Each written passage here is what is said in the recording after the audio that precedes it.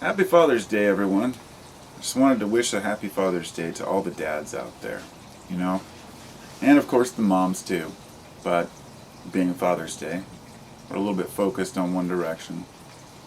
I am a father of three, and yesterday a friend of mine posted something on Facebook, and it was something about, he said, I miss you, Dad, basically, or for those of you who have fathers, be grateful, and for all the deadbeat fathers out there who left their kids, you should be ashamed of yourself, in a nutshell.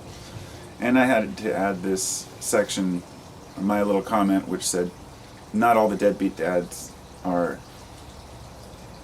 bad people. They just made a mistake, and often it was maybe a better choice in the long run. But point being that many of the fathers who left their children or who were deadbeat dads had kids at the age of 18 or so, and I gotta say, it's you're dumb when you're young. It doesn't matter how smart you are as a teenager. When you have kids that young, you're not prepared for it, and you're still a kid yourself. And so I don't really hold it against all the dads who didn't hang around, because I know that later in life they will look back on it and it will be a very soft spot in their heart, at least for most people, I would assume.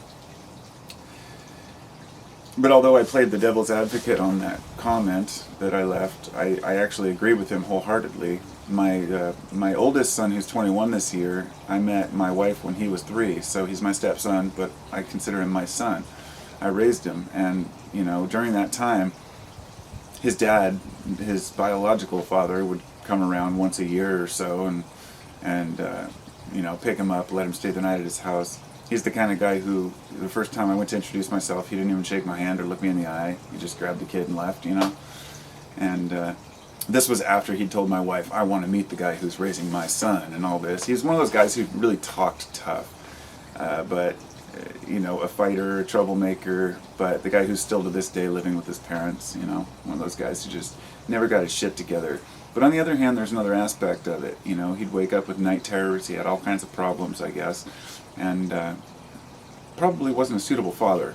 So I'm very grateful that he was a deadbeat dad, and that I was able to fill those shoes, because it's better to leave as a deadbeat dad than to be around and be an asshole.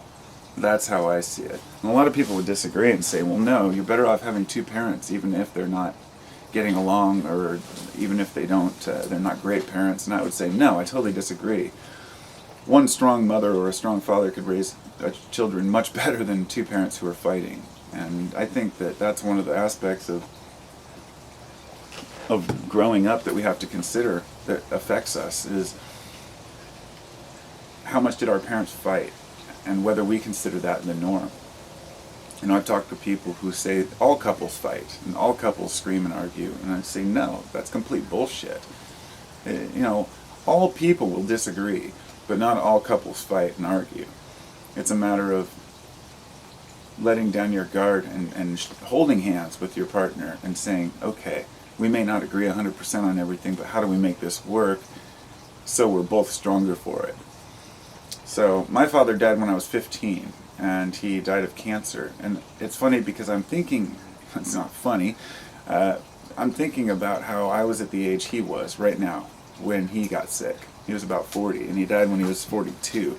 And I'm thinking, I remember thinking, one day I'll be at that age, and now I can be in that state of mind of thinking, man, it must have been horrific to find out that you have cancer and your children are barely teenagers. And that's a horrible thing, that must be a huge burden. But he didn't give up to the last minute. But my friend's father, who, like one of my best friends, when we were younger, a couple of years, maybe, time's different when you're young, but it must have been within a year of my father dying when we got a call one morning, not a text, let's see, how did it work? No emails yet. Anyway, somebody said, did you hear Jerry died? And our first thought, this was in 94, and we were thinking, Jerry? We thought Jerry Garcia, because we were all big Deadheads back then, and still are. And And it's just kind of interesting because it was a year later that Jerry Garcia did die. But at that time, they met my friend's father, Jerry. And, you know, he didn't take it too well. He managed both of the kids. It's like my brother and I are like 3 years apart. And then we have my best friend and his brother who are like 3 years apart. Not best friend, but a good friend. They're all my best friends, and I don't like to say best friends because they all have their own attributes that make them specifically best friends in different realms. Anyway, him and his brother, who are in the same age group as my brother and I, they dealt with the same exact thing a year later. And you got to watch what it can do to a person, to all of us, to not have a father around. You become more stubborn. You know, for those who don't know, you know, if somebody who lost a father at a young age, they're usually not the kind of person that you can boss around or tell what to do. They become very self-serving, or not self-serving, but self-independent, you know, self-able. And the attitude comes from that not having a father, you have to raise your own self, okay? And having a mother to teach you values is phenomenal, but as a man, not having another man around to teach you the ways leads you to become a little bit arrogant, perhaps, in some regards. Now, some men go the opposite direction. They become very dependent on others. They seek a father figure to fill that role.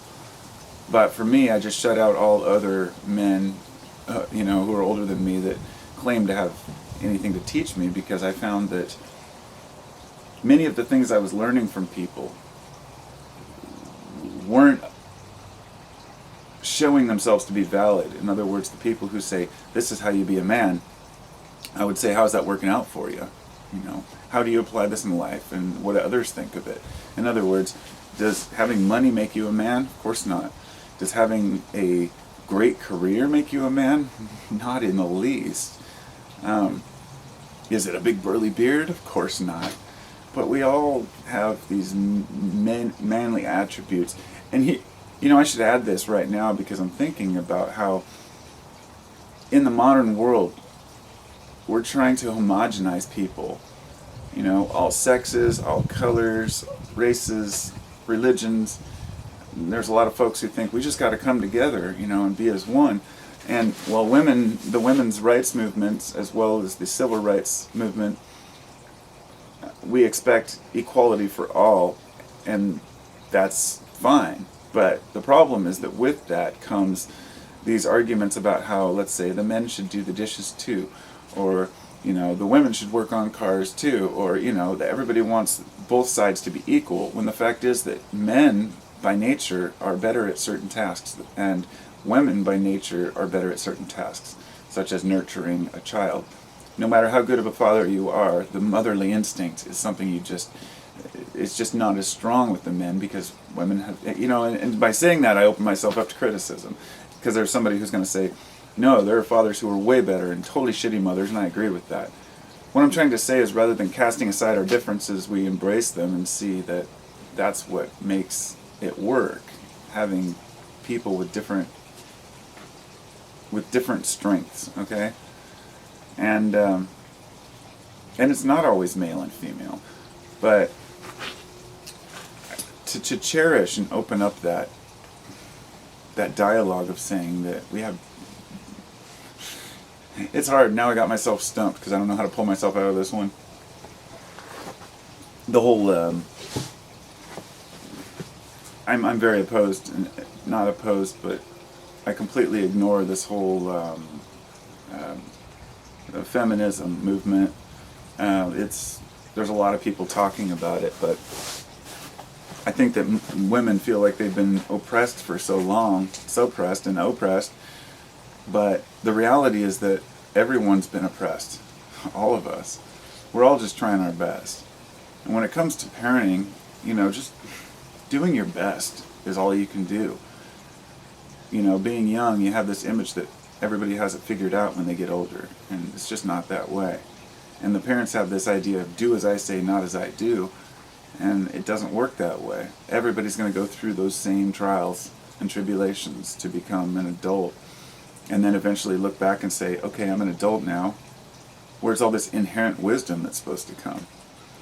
And I think that's why I'm so resistant to male role models And I've noticed it because I will push people away who say, oh, you'll see one day, or once you get to be my age.